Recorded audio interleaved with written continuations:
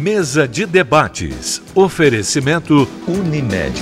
Cuidar de você. Esse é o plano. Premium FM, sintonizada no seu bom gosto.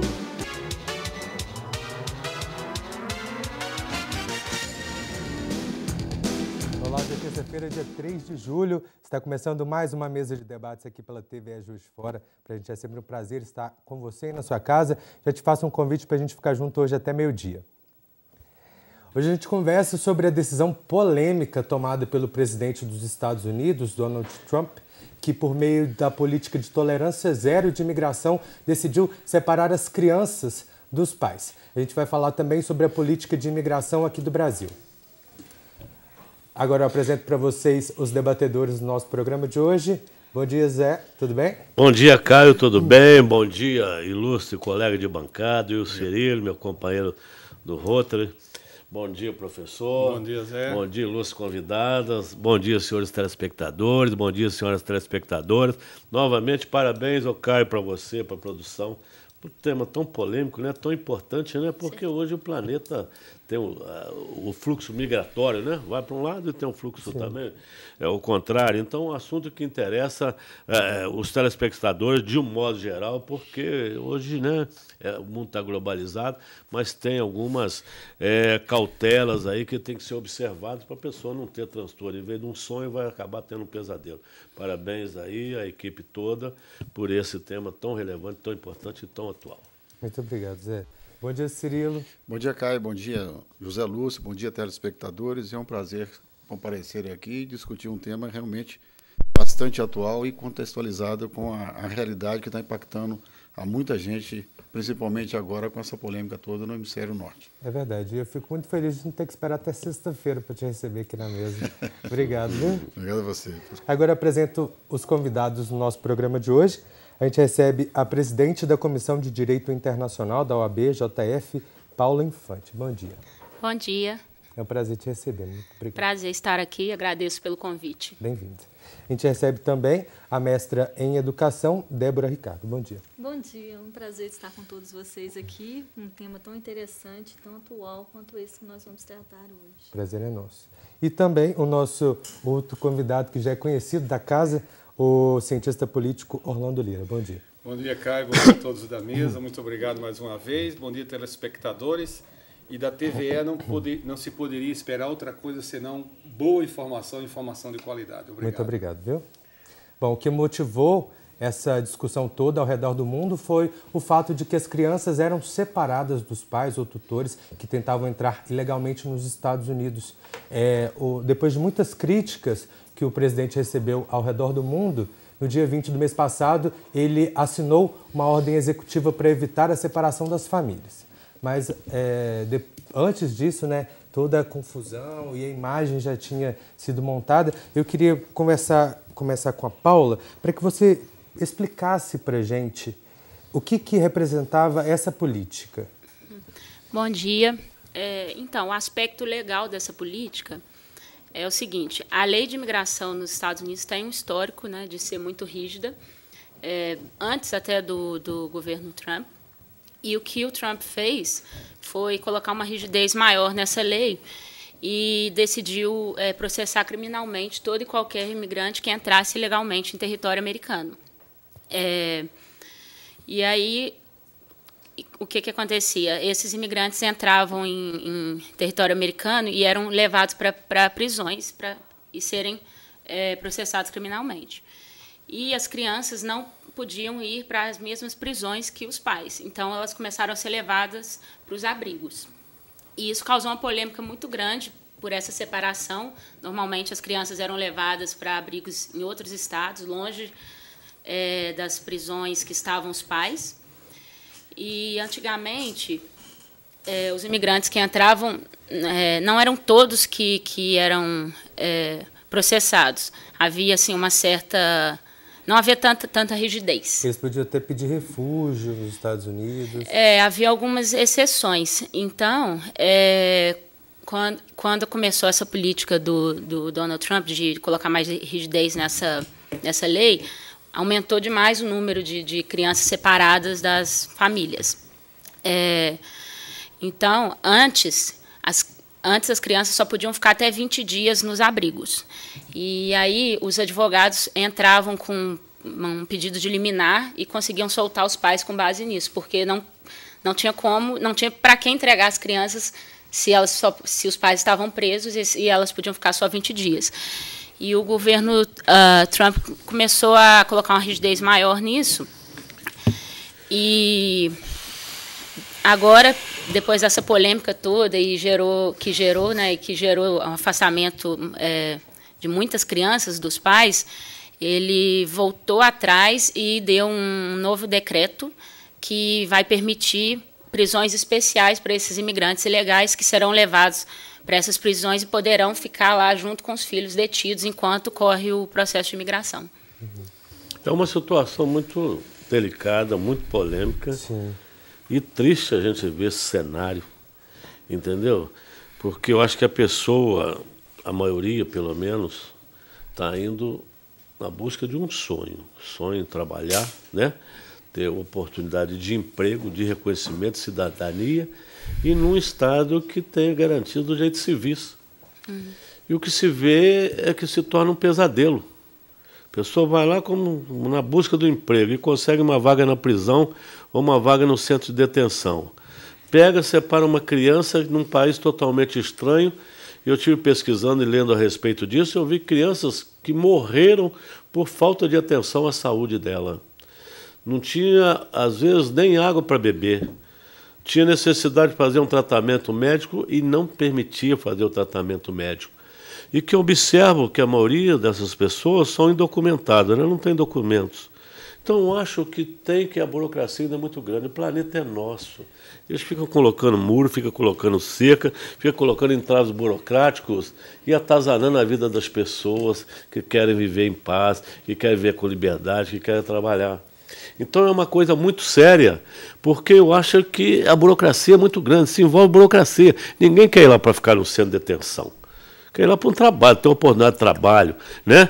Então o que aconteceria em uns países desses, ainda mais os Estados Unidos, que é tão preparado, deveria examinar se a pessoa está indocumentada, não tem aí uma função, não entrou legalmente, não tem lá o cartão verde, não vai conseguir o green card e tudo mais. Então o que deveria fazer? Deportar essa pessoa. Ou então conceder asilo para ela, entendeu? Mas jamais mandar para o centro de detenção. Quem sabe disso aqui, o trauma que ocorre para o pai e para a criança. Você já pensou uma separação de uma criança, o pai e a mãe em desespero, um país completamente que às vezes tem dificuldade até na língua, né? Então eu acho que deveria melhorar a situação e dar celeridade nas soluções desse caso. E agora é claro também que os países de onde saiu essa pessoa deveria cuidar disso, buscar com celeridade, como tem muitos brasileiros lá, pelo menos uns 60 brasileiros, entendeu? Aqui o nosso país, a nossa embaixada, os nossos cônsules deveriam trabalhar ativamente e falar, não, aqui vem, eu vou levar lá para o meu consulado. Vou tirar do centro de detenção, vou levar para o consulado, vamos tratar com a legislação aqui, se for o caso. Não tiver oportunidade, eu vou mandar para o Brasil, mas não deixar no centro de detenção. Uma criança, né, num coisa e o pai no outro, fica realmente muito difícil, né, doutora? E como é que está no aspecto aí da legislação agora? Parece que vai haver uma celeridade para que sejam deportadas essas o que eu ou pelo menos ficarem, né, pai com as crianças, ou a mãe com as crianças, né? É o que eu falei agora há pouco. O governo Trump voltou assim atrás nessa rigidez, de uma certa forma. Assim, vai continuar processando criminalmente as pessoas que entrarem ilegalmente no território americano, mas o que muda a partir de agora é que eles vão tentar colocar as famílias juntas no mesmo centro de detenção até que se resolva o processo legalmente e até então talvez ocorrer a deportação ou a regularização desse cidadão, desse imigrante em território americano.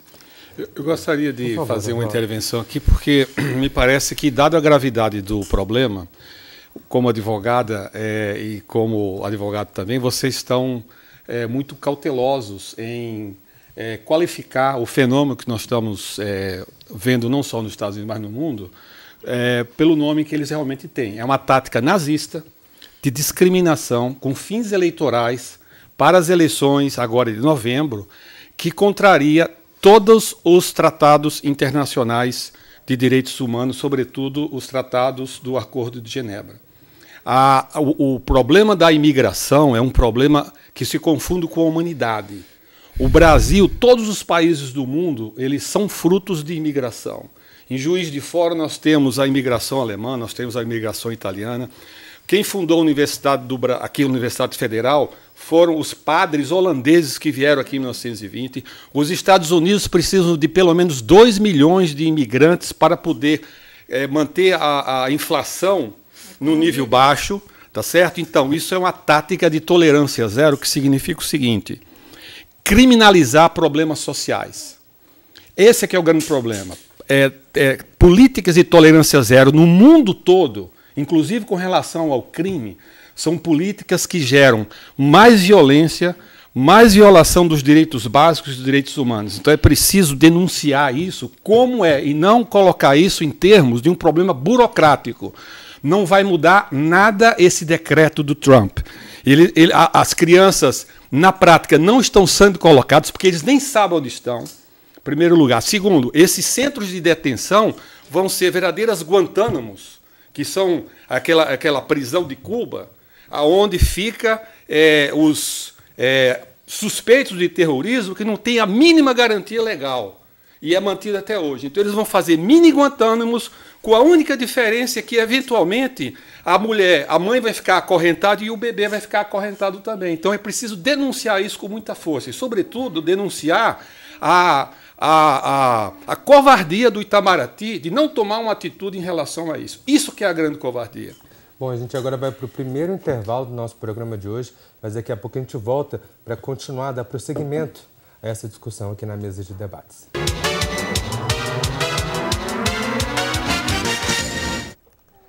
Já estamos de volta com a mesa de debates aqui pela TV Juiz de Fora. Ô Débora, você nos disse que você teve uma experiência de vivenciado porque você morou nos Estados Unidos, não é isso? Sim. Esse decreto do Trump também, ele impacta direto a vida de 750 mil, hoje adolescentes entrando na fase adulta, que foram para lá na infância, são chamados Dreamers. Sim. E eles são impactados por isso, na realidade eles são passíveis de deportação. O que você acha dessa situação? Porque quando está se falando muito na questão da criança e a separação, mas nós não podemos esquecer de um contingente também que é público-alvo de 750 mil. Parece que o seu filho nasceu lá. E como é que você vê essa questão de hoje, por exemplo, se você estivesse lá, o seu menino sendo um adolescente, e ele simplesmente poderia ser deportado porque, na verdade, ele é imigrante? Não, no caso do meu filho, ele é americano mesmo. Por ter nascido nos Estados Unidos. Ele nasceu nos Estados Unidos, ele é americano mesmo. Mas o que acontece é que os Estados Unidos, quando a criança... Chega seu microfone um pouco. Isso. Quando a criança vai para lá, a lei imigratória é separada das leis civis dentro do país. Uhum. Então, ela vai ter direito à escola, ela vai ter direito ao hospital, tudo normal. Digamos até que tem até mais direito do que um nascido, um natural de lá, porque muitas vezes o imigrante tem direito a um apoio hospitalar que quem está lá tem que pagar imposto para isso. Uhum. Então, quer dizer, você tem aquela criança que vai crescer dentro da escola, só que quando ela atingir 18 anos, 21 anos, que ela tirar uma carteira de motorista, ela tiver que sair para o mercado de trabalho, aí ela é lembrada que ela é uma imigrante. E isso é muito complicado, porque ela tem todos os direitos de uma criança dentro de uma escola. E quando ele vira um adolescente, que ele vai para o mercado de trabalho, você é um imigrante. Então, isso é um choque muito grande. Há tempos atrás, eles tiveram uma lei que, automaticamente, a criança entrava com processo nos Estados Unidos, dizendo que ela não era culpada de ter ido com os pais. Ela, na verdade, foi levada para os Estados Unidos. E muitas pessoas conseguiram documentos com isso. Mas, é como eu falei, os Estados Unidos têm aquela abertura de imigração, aí eles fecham de novo. Aí muitas pessoas estavam conseguindo documentos assim, aí eles fecham. Então, aí quando começa muita gente, por exemplo, pedir asilo político, os advogados abrem essa margem de asilo político, aí todo mundo pede asilo político, eles fecham de novo esse veículo para a imigração. É um país que realmente a política dele, a questão social dele, ele depende do imigrante. Imigrante lá é o imigrante que vai fazer trabalho de doméstico, é o imigrante que vai ser o babá, é o imigrante que vai trabalhar na jardinagem, e é um serviço que o americano não quer. Então, eles precisam desse imigrante. Os Estados Unidos vivem com esse imigrante. Tanto é que as leis imigratórias e as leis civis são separadas justamente por isso. porque ele não quer incomodar esse imigrante enquanto ele é útil para o país. Quando ele não é mais útil, ou quando o país está passando algum tipo de recessão econômica, o que se faz? Fecha-se as portas. Aí as pessoas falam assim, isso é injusto, mas se a gente pensar em termos econômicos, isso também pode quebrar um país. Então, a gente tem que ver os dois lados. Então, tem que haver um meio termo. É aí que entra a política, é aí que entra um presidente. É aí que entra aquele meio termo, a gente pode abrir, não podemos prejudicar a todos, mas temos que ter um bom senso. E aí que entra o Trump, que é um presidente extremamente midiático, que gosta de polêmica, que gosta de criar, entendeu, holofotes para ele o tempo todo. E aí ele vem agradando o partido dele, porque o partido dele não gosta de imigração. Isso é nítido quando ele foi eleito. Eu só tenho 2 reparos a fazer aqui, que você disse, que eu concordo inteiramente. Primeiro, os Estados Unidos vivem um boom econômico nunca visto. Segundo, os próprios republicanos são contra a política imigratória do Trump. Ele quer agradar... Ele é radical. Ele quer, não é porque é radical. O Bush, por exemplo, ele só foi eleito com os votos dos latinos. Por quê? E sempre foi o Partido Republicano, que é o partido da direita lá. Por quê? Porque o grande problema do Trump é que ele tem um compromisso com uma ala extremamente reacionária, radical, minoritária, que quer o quê? America First. Então, a política do Trump de fechar os Estados Unidos não é do ponto de vista só migratório, é do ponto de vista econômico. Por isso que ele está fazendo essa coisa desastrosa, que é as barreiras tarifárias, está destruindo tudo aquilo que os Estados Unidos, em 60 anos do pós-guerra, construiu, e pode iniciar uma guerra comercial que vai levar o mundo ao caos. Então, a gente tem que ver em perspectiva, não é só o humor dele, claro que ele faz isso. Ele tem a garantia de um eleitorado fixo, que é 20%, e vai fazer as maiores loucuras para sempre garantir o apoio desse eleitorado, porque contra, inclusive, a liderança, a elite dos republicanos tradicionais, é o que ele fez. Então ele é uma espécie de Bolsonaro dos Estados Unidos, tá certo? Um outlier que é completamente louco, tá? E que faz essas políticas sem nenhum motivo. Isso que eu estou dizendo. Qualquer justificação jurídica, econômica, não existe. É meramente política. Mas é o tal caso. Se você pensar, você olha uma coisa assim, é o Trump. Será que o Trump foi o único presidente que já fez isso? De separar as filhas? Nesse grau foi. Ou foi o presidente que deu maior perspectiva? Na verdade... Porque a lei já estava lá. Os Estados Unidos, ele detém o imigrante por quê? Porque ele é responsável pelo aquele indivíduo que pisa no país deles. Então, qualquer coisa que acontecer com aquele indivíduo é de responsabilidade deles. Por isso, eles têm essa desculpa de deter. Eles falam que não é prender. Eles estão detendo ele para averiguação até devolver. Por isso está a doutora Paula. Caio, é importante enfatizar que é isso absolutamente legal, arbitrário, porque não existe lei lá nos Estados Unidos para fazer essa separação, não. Não eles é só estão fazendo separação. de uma forma absolutamente arbitrária, de acordo com a determinação do governo. Inclusive, quando se trata de imigrantes canadense ou mexicano, a deportação é feita quase imediatamente. Quantos dos outros países centro-americanos, né? Aí já demora. O entrave burocrático é maior. Então, o negócio está feito de uma forma assim, abusiva, entendeu? Sem legislação, inclusive estão tentando lá no Congresso para que tenham uma legislação para que possa agir com clareza, com obediência à lei e sob o império da lei. Então, quem está sofrendo, infelizmente, são os imigrantes. Não é só questão do abuso, é a questão da seletividade. Eu quero ver se eles vão colocar cadeias ou presos num bilionário russo que vai migrar para os Estados Unidos. Eu quero ver se eles vão pegar um europeu, ou ele mesmo, que é um imigrante, a mãe dele veio de imigração, é seletivo. Eles querem o quê? A questão dos latinos. Tá certo? É seletivo, como dos negros, como racismo. Então é etnicamente, racialmente e economicamente enviesado. Isso não é lei. Isso aqui é abuso, é violação. Você pega todas as declarações do Alto Comissariado dos Direitos Humanos da ONU, é flagrantemente ilegal. Nunca legislação nenhuma tratou o imigrante com punição legal. Se é criminalização do imigrante, é como você criminalizar um fato social, uma contravenção penal. Entende? Então, você tem que obrigatoriamente algemar. Vocês têm que ver que essas mães todas estão algemadas. A gente viu uma declaração de uma mãe de família brasileira, como é que ela foi tratada na prisão. ela foi algemada com 3 tipos de algema, inclusive na barriga. O filho dela quase morreu porque não foi atendido. Há um problema de comunicação. Enquanto não podemos tratar aqui como fosse um problema burocrático que depois vai exigir. Não é. É uma política de incapacitação, de exclusão totalmente ilegal, enviesada para fazer o quê? Para dar um recado para garantir uma reeleição, né, nas eleições de novembro daqueles deputados mais radicais, em primeiro lugar. Em um outra questão, que é a questão mais importante que não foi levantada aqui, por que o Trump é contra as imigrações?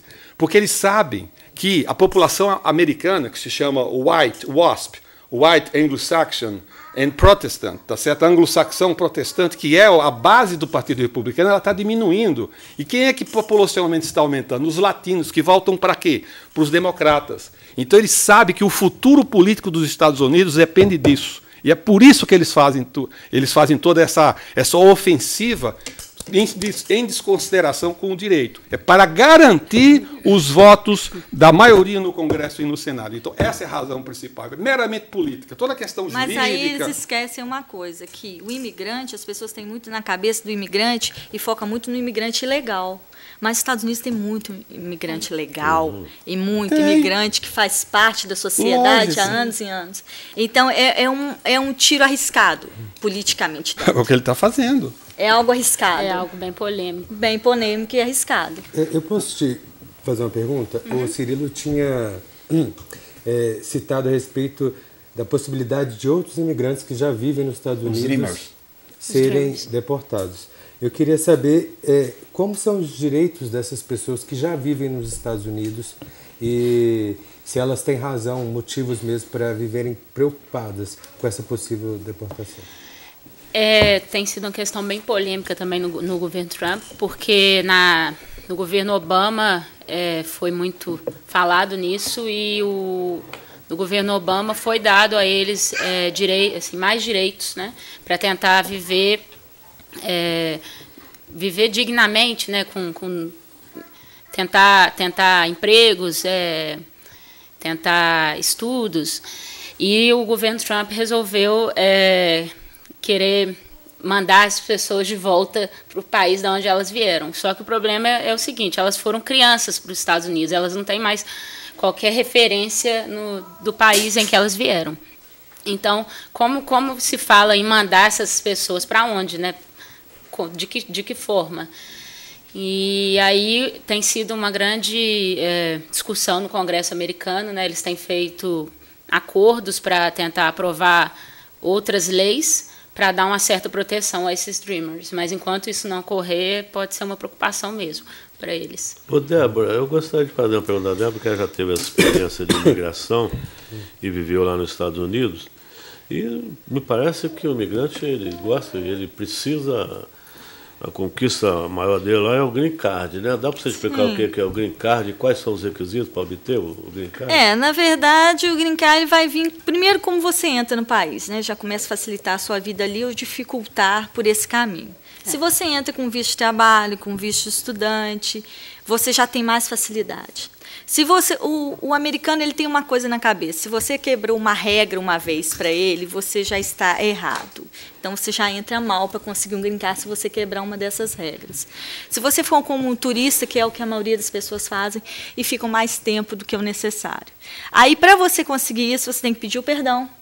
E, a partir desse perdão, você vai entrar com visto de trabalho, ou vai entrar com visto de estudante, ou casal, que muitas pessoas fazem, que é o casamento, que é a via mais rápida, porque lá você tem o ascendente e o descendente, para ganhar o green card é muito mais fácil. Então, o meio do casamento, geralmente, é o que as pessoas mais procuram. O que é uma coisa também muito perigosa, porque aí você entra naquelas pessoas que vendem casamento, que vão fazer qualquer negócio para conseguir um green card, e aí você tem aquele imigrante que trabalha anos e anos e pega parte do seu dinheiro, entendeu? E dá para um desconhecido americano com aquele sonho de conseguir um green card. Então, aí você vai envolver muitas coisas. Aí falam de leis. Leis, vai depender, as leis geralmente dos Estados Unidos são bem rígidas, só que elas vão depender da situação política do país, de abertura ou de não abertura, do seu posicionamento dentro da imigração para conseguir um green card. Então, são muitos fatores. Eu já vi pessoas que não tinham um pingo de chance de conseguir um green card, entrar lá e simplesmente o oficial falar assim, ok, esse é o green card, vem fazer a prova, você é cidadão, e ainda tem aquela polêmica do green card de você ter que ir e voltar.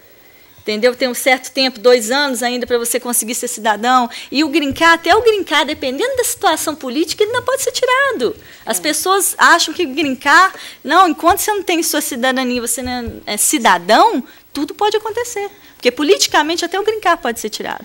Mas... Desculpa, a gente está indo para mais um rápido intervalo. A gente vai mudar um pouquinho o programa, mas antes de ir, eu gostaria só que você fizesse um panorama rapidamente do que a gente pode esperar daqui para frente dessa...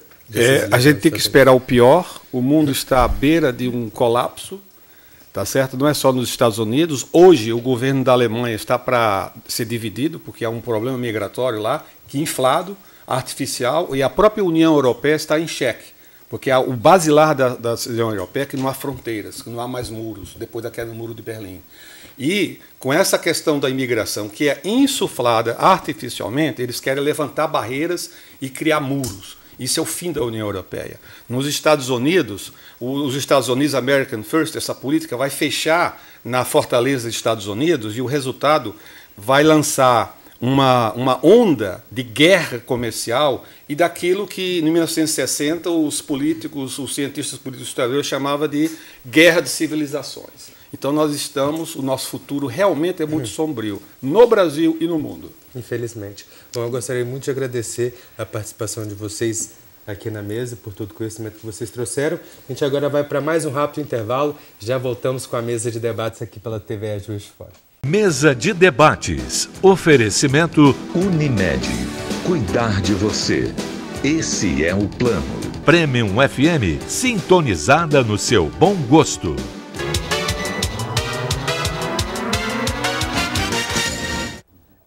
Estamos de volta com a mesa de debates aqui pela TVE Juiz de Fora. Como vocês podem perceber, o nosso segundo tempo aqui, entraram jogadores novos convidados. A gente vai mudar um pouquinho a temática do nosso programa. A gente continua falando sobre imigração, mas a imigração que acontece aqui no nosso país. Então, eu vou começar apresentando os nossos convidados de agora.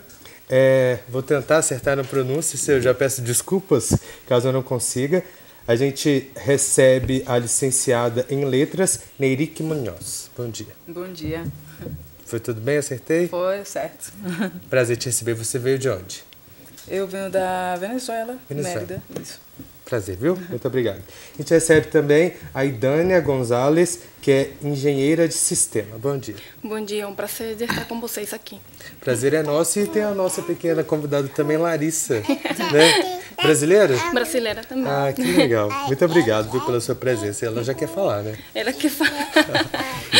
A gente recebe também o secretário da Comissão de Direito Internacional da OAB, Felipe Barata. Bom dia. Agradeço pela oportunidade, por nos receberem aqui. Uma ótima oportunidade para comentarmos esse assunto. Prazer é nosso, muito obrigado. Cirilo, você quer começar fazendo uma pergunta? Eu gostaria de perguntar à Idânia, porque você acompanhou a primeira fase do programa nas dificuldades que os imigrantes estão encontrando no hemisfério norte. Eu gostaria que você desse um depoimento, como é que você está sendo recebida, como é que você foi recebida pelo governo brasileiro e pelo povo brasileiro, já que você tem uma formação superior, e quais são os seus sonhos e as suas perspectivas de se realizar em nossa cidade? Sim, eu fiquei 1 ano em Roraima. Depois eu conheci o projeto de Associação dos Amigos, que é a AVAN. E eles me falaram desse projeto para poder vir para cá, para Juiz de Fora. Então, agora eu só quero revalidar meu diploma de engenheiro de sistema, mas é um processo. Mas me falaram que também posso ir para Caritas, que é a sede arquidiocesana, para poder revalidar meu diploma. E você ficou 1 ano lá. Ano em Roraima. E aqui em Juiz de Fora você está 1 mês. Só tenho 1 mês, sim. E o que você tem achado da cidade e a receptividade? Eu gostei sede de Juiz de Fora e do projeto da VAN que está ajudando a gente. E também quero que me ajudem também para conseguir uma creche para ela, para poder arrumar emprego. Sim. Porque é difícil, assim. Não posso trabalhar ainda até que ela tenha uma creche. Imagina, a gente espera poder conseguir te ajudar, né? Caio, eu gostaria de parabenizar o nosso presidente, João Lourenço, né? Com as nossas comissões aqui do AB, que é muito importante, questão de cidadania, garantia dos direitos civis, né? E da atenção. E nós temos aí a nossa comissão dos direitos humanos, do qual você faz parte como diretor e membro da comissão. A OAB, nessa participação dos imigrantes aí venezuelanos, qual é a participação para questões legais e tal? Você está trabalhando em conjunto com outras entidades para dar assistência a esses imigrantes da Venezuela? Sim, sim. A lei brasileira, diferentemente dos Estados Unidos, não entrando no mérito da justeza lá do procedimento deles, é bem o contrário. Ela é bem receptiva aos estrangeiros em geral e especialmente aos refugiados. Tem uma lei muito benéfica, mas como toda coisa, como todo procedimento, como todo processo migratório grande, há certos problemas. E nesse momento, nesse caso, é importante essa articulação das diversas entidades. A gente está trabalhando muito junto com a Polícia Federal aqui em Juiz de Fora, são muito abertos a consultas, e até porque três problemas que existem no Brasil, questão de imigração. A dispersão de normas, são muitas normas espalhadas, vindas de várias entidades, vários órgãos, e é difícil você achar um local que contenha todas elas. Foi até anunciado em junho agora a criação de um portal para unificá-las, mas ainda não existe esse portal. Seria realmente uma grande iniciativa, porque você precisa de uma unificação, de dar um sistema às normas que existem e informações seguras sobre sua vigência e sobre seu conteúdo atual, seu teor atual. E é nesse ponto que entram os agentes da Polícia Federal, a boa vontade deles, porque a gente observa muito, talvez em decorrência até do primeiro problema, a falta ou a divergência de informações entre as entidades. Isso acaba criando exigindo dos agentes uma dose muito grande de interpretação e de criatividade para resolver os problemas práticos, o que acaba gerando soluções não padronizadas que podem acabar depois complicando. Você pensa bem, você vai entrar com um processo aqui hoje em Juiz de Fora, é um desfecho que você pode esperar. Em outro lugar é outro desfecho. E num sistema que deveria imperar o apreço, a segurança jurídica e a igualdade, acaba tendo essa diferenciação. Mas a grande virtude dos agentes aqui em Juiz de Fora, que a gente tem notado neles, é que, na dúvida, eles preferem aceitar os pedidos, deixar correr. Principalmente no processo de refúgio, isso é muito importante, porque assim que um pedido é feito, o refugiado fica... o candidato à condição de refugiado fica protegido, tem a condição de conseguir carteira de trabalho e fica regular no país até o final do procedimento, que costuma ser demorado. Ou seja, eles preferem aceitar na dúvida para deixar para depois, quando tiver uma informação mais concreta, pensarem em modificar isso. Caio, nós estamos sabendo a situação na Venezuela, né? Situação política, tem uma coisa. Eu gostaria de saber aqui da Neiric Munhoz, que é de Mérida, né? O que fez você sair da Venezuela? Em relação à sua família, veio sua família toda, veio só você? E por que muitos venezuelanos estão indo para a Colômbia e para outros países? E qual a razão de você ter optado pelo Brasil e a recepção aqui no Brasil, como é que foi? Pois eu cheguei aqui no Brasil com minha irmã gêmea e suas duas filhas. A gente entrou por Roraima, estado de Roraima. Lá eu fiquei lá 1 ano e 4 meses por causa do todo aquele acontecimento político, né? Mas além disso também faz tempo já que tinha estudado a cultura do Brasil através da literatura, que eu gosto muito, e eu me senti muito atraída, né? Por isso. Também cheguei aqui com a intenção de fazer um mestrado, que de fato eu comecei a fazer lá em Roraima, na Universidade Federal. Eu fiquei como aluna especial através de um seletivo, só que eu não consegui continuar por causa da situação econômica, né? Eu estava solicitando uma bolsa, só que como eu já tinha feito o meu pedido de refúgio, não foi possível. Aí eu tive que sair da faculdade e trabalhar, né? Procurar um emprego para ajudar minha irmã e as suas filhas. Muito bem. E como você está se sobrevivendo? O governo está te dando aí algum subsídio, alguma bolsa de questão de moradia? Você está só estudando ou já tem também oportunidade de emprego? Não, é assim, eu cheguei aqui através da BAN, do mesmo projeto que a Idânia, com a intenção de eles me ajudarem a revalidar o meu diploma, que eu já estou nesse processo. Eu consegui através do Caritas e a Associação Compassiva. Eles vão me ajudar, só que o processo é devagar, né? Ele vai demorar uns 7 meses, mais ou menos. E, por enquanto, estou tentando fazer um empreendimento próprio. Eu faço um tipo de tortilha, que é tipo pão sírio. E agora estou me dedicando à divulgação. Já estou vendendo em umas 2 lojas aqui em Juiz de Fora. E eu estou tentando isso, fazer um empreendimento próprio, realmente. E isso. Neiric, a gente, pelo menos assim, vocês duas, vocês têm formação superior, não é isso? Isso. Mas essa aí não é a grande realidade que a gente tem acompanhado pela mídia dos imigrantes que estão entrando lá pela região norte, não. Porque tem muitas pessoas que não têm qualificação. Né? Aí pergunta a OAB, esses imigrantes aí, sem uma qualificação superior, eles têm chegado também a Juiz de Fora? Porque a gente tem, olha só, São Paulo recebe 700, o Rio recebe tantos, né?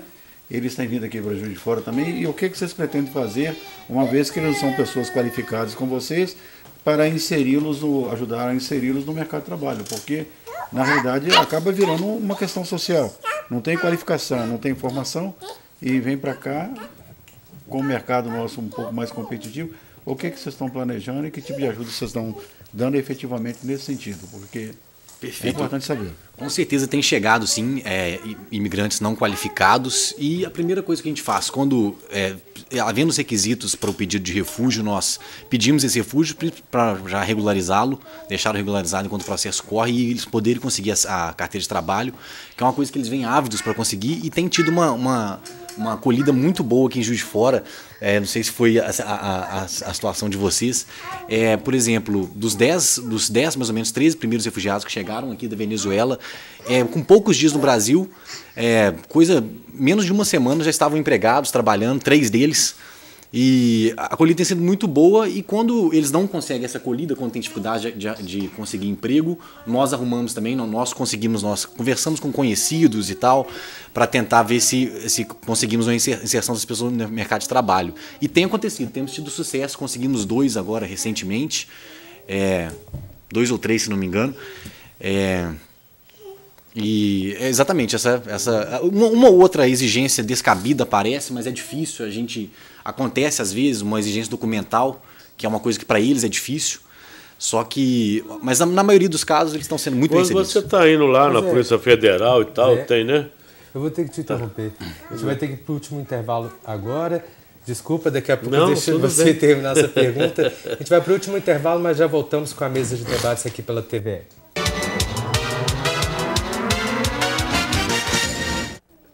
Estamos de volta para o último bloco do nosso programa de hoje, e a dança das cadeiras continua. Né? A Idânia teve que esperar que assistiu o nosso programa com a pequena Larissa, que quer se divertir, ela não quer participar desse assunto muito formal, né? E a gente entende.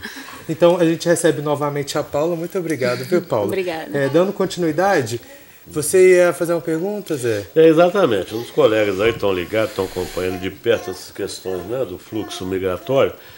E a gente sabe como está aqui a Nérida, ela que é Neiric. Ela está se interessando em fazer mestrado, quer continuar. E Juiz de Fora, como a maior cidade do país, né?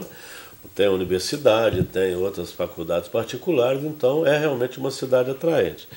Eu gostaria de perguntar ao colega como é que está essa questão dos imigrantes aqui em Juiz de Fora. Se vocês têm algum dado estatístico disso, nós tínhamos aí os médicos cubanos, haitianos também, né, que vieram muito do Brasil, e os venezuelanos. Como é que está essa atração dos imigrantes aqui em Juiz de Fora e por que eles estão vindo para Juiz de Fora?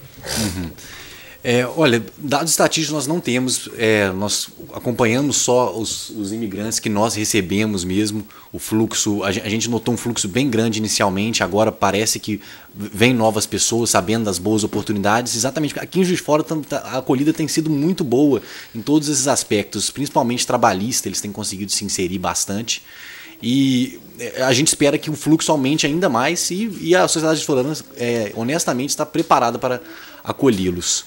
Eu gostaria de acrescentar alguma coisa. Eles têm vindo aqui para Juiz de Fora, especialmente por causa dessa instituição, a ABAN, que tem feito parceria com uma instituição em Boa Vista, e através disso a ABAN tem recebido cerca de 3 imigrantes venezuelanos por mês, mais ou menos. E a Comissão de Direito Internacional, né? Nós vimos aí falando muito sobre o problema migratório lá nos Estados Unidos, né?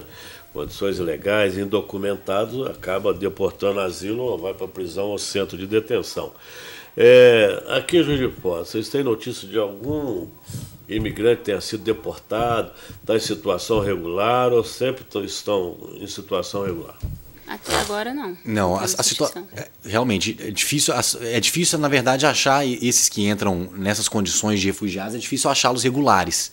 Isso sim, mas de qualquer forma, a nova lei brasileira, a lei de imigração, a lei 13.445 de 2017, se não me falha a memória, ela é muito aberta, ela proíbe a deportação do imigrante para um país, ela e a lei dos refugiados para o país de onde ele saiu, onde a vida e a liberdade dele estavam correndo risco.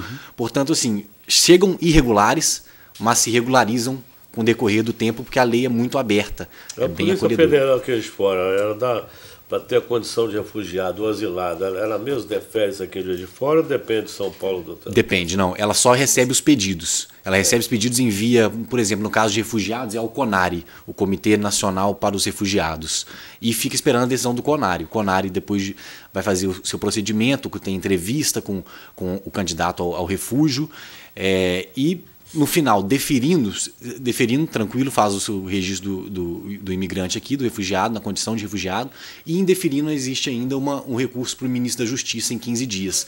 No decorrer desse processo, o imigrante tendo o direito de ficar no Brasil, enquanto espera. Ô Felipe, pelo que você está falando aí, a gente percebe que Juiz de Fora está dando uma aula de eficácia e eficiência junto a essas tratativas de apoio jurídico, apoio emocional e apoio econômico aos nossos imigrantes que estão chegando, estão sendo muito recebidos.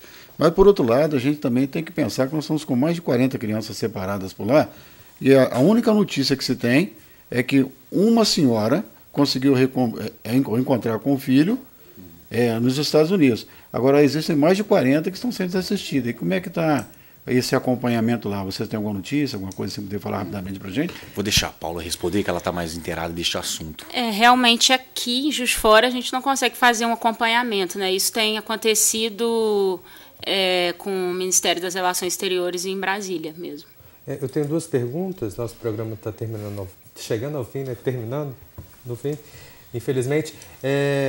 Muitos imigrantes eles chegam aqui com uma necessidade tremenda de encontrar um emprego, eles precisam desse emprego, mas, como a nossa convidada, muitos deles também têm a pretensão de continuar a carreira acadêmica. De que forma nós, brasileiros, o governo, as universidades, auxilia esses imigrantes em questão do estudo? E a outra é caso algum espectador nosso queira ajudar de alguma forma, tenha um emprego na sua loja, ou algum tipo de emprego formal para ajudar esses imigrantes, o que fazer? Vou começar respondendo a segunda pergunta. Os imigrantes que chegam em Juiz de Fora e precisam de uma assessoria jurídica, uma orientação jurídica, eu peço que procure a OAB na sua sede principal na Avenida dos Andradas. Quanto à segunda pergunta, a gente ainda não teve nenhum pedido para ajuda no cenário acadêmico, porque, como o Felipe já falou anteriormente, a maioria dos imigrantes que chegaram em Juiz de Fora não tinham esse lado acadêmico, estavam mais precisando de emprego mesmo, e a gente tentou ajudar nessa área. Mas, se nos procurarem, de alguma forma, a gente tentará ajudar também. Eu já tenho uma indicação para você, que é a nossa convidada, né?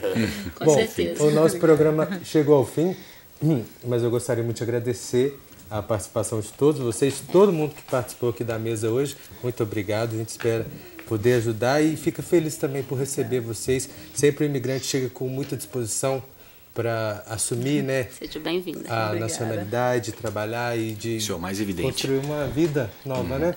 Bom, debatedores, até semana que vem. Até essa semana, né? Sexta-feira, se Deus quiser, estaremos de volta. Muito obrigado, viu? Eu também quero agradecer a você que acompanha o nosso programa aí da sua casa. Lembrando que a mesa de debates volta amanhã, ao vivo aqui pela TVE Juiz de Fora, às 11 horas da manhã. Tem a reprise às 6 horas da tarde ou a qualquer momento, no conforto da sua casa. É só entrar no nosso canal no YouTube ou na nossa página no Facebook, procurando por TVE Juiz de Fora. Muito obrigado pela sua companhia. Uma ótima tarde para vocês e até amanhã. Tchau.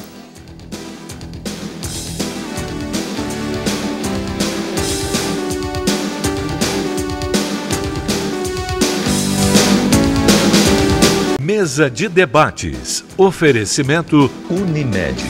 Cuidar de você. Esse é o plano. Premium FM, sintonizada no seu bom gosto.